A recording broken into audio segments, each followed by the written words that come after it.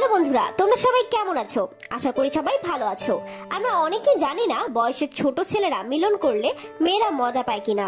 আজকে তোমাদের সাথে এই বিষয় নিয়ে আলোচনা করব, তাই ভিডিওটি না টেনে পুরো ভিডিওটি দেখার অনুরোধ রইল।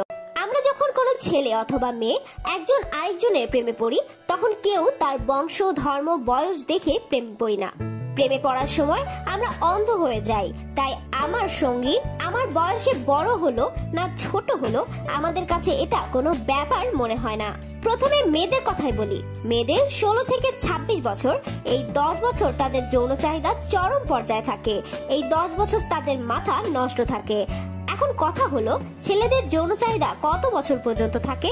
ছেলেদের যৌন চাহিদা মরণের আগ পর্যন্ত থাকে, কিন্তু তারা 30 থেকে 35 বছর পর্যন্ত তার সঙ্গীকে সন্তুষ্ট রাখতে পারে, সে হোক কোচি বা মধ্যবয়সী।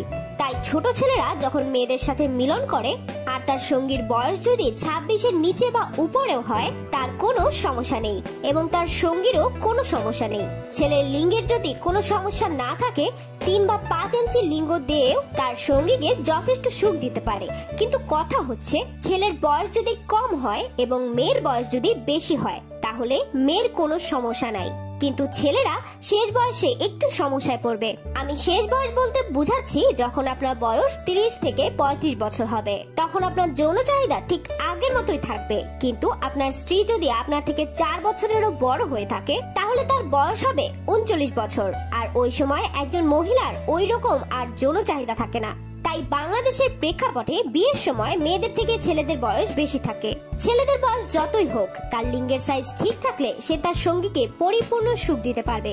কত ইঞ্চি লিঙ্গ দিয়ে মেয়েদের পরিপূর্ণ সুখ দেওয়া যায়, সেই বিষয়ে একটি ভিডিও আমাদের চ্যানেলে খুব শীঘ্রই আসবে। তাই চ্যানেলটি সাবস্ক্রাইব করে বেল আইকনটি বাজিয়ে দিন সবার আগে ভিডিও পাওয়ার জন্য।